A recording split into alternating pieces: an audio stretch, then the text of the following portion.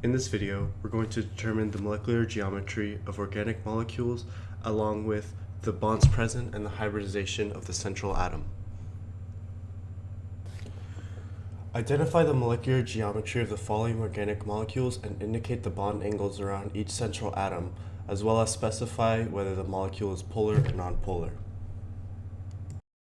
The first molecule we're going to focus on is ethene, and three-dimensionally it has a shape that looks something like this, but we're only going to focus on the first carbon atom, and it has a trigonal planar shape, and it has a bond angle of 120 degrees, so each molecule is 120 degrees away from each other, and it is nonpolar too, so it doesn't have any polar nature.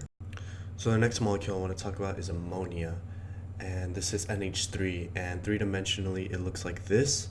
This is a trigonal pyramidal shape, and it is 107 bond angle, and it has a polar nature due to the lone electron pair right at the top. The next one I want to talk about is water, and three-dimensionally water looks like this, and it has a bent shape or V-shaped, and it is 104.5 degrees apart, and this is polar. Water is very polar, and that's why it has a lot of the properties that it has. The next one I'd like to talk about is carbon tetrachloride, and three-dimensionally it looks something like this, and this is a tetrahedral shape, and it has a bond angle of 109.5, and this is entirely nonpolar.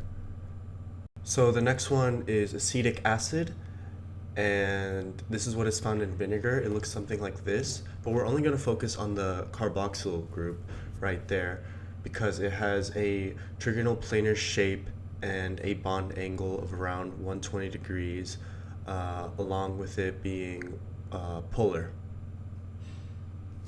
because of the OH group right there. So the next question says, for each of the following organic compounds, identify the type of bonds present, as well as determine the hybridization for the central atom.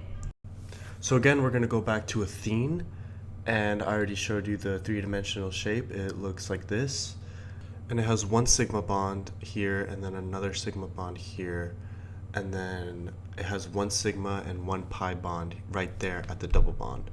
And this is because it has a hybridization of sp2.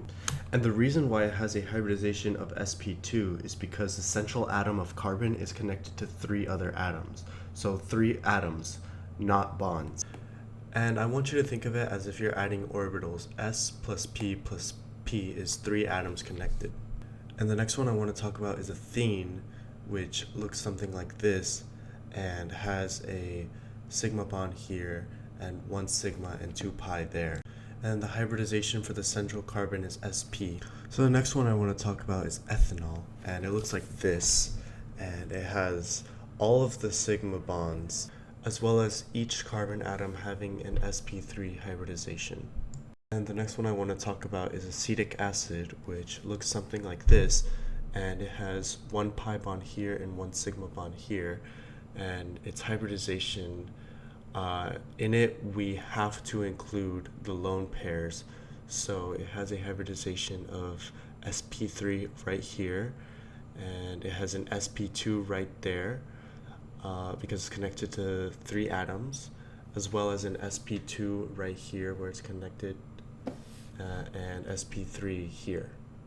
And the next one I'm going to talk about is benzene, which its resonance looks something like this, and it has sigma and pi bonds, but it's a resonance structure, so it can have both, and it has a hybridization of sp2 for each of the central carbon atoms.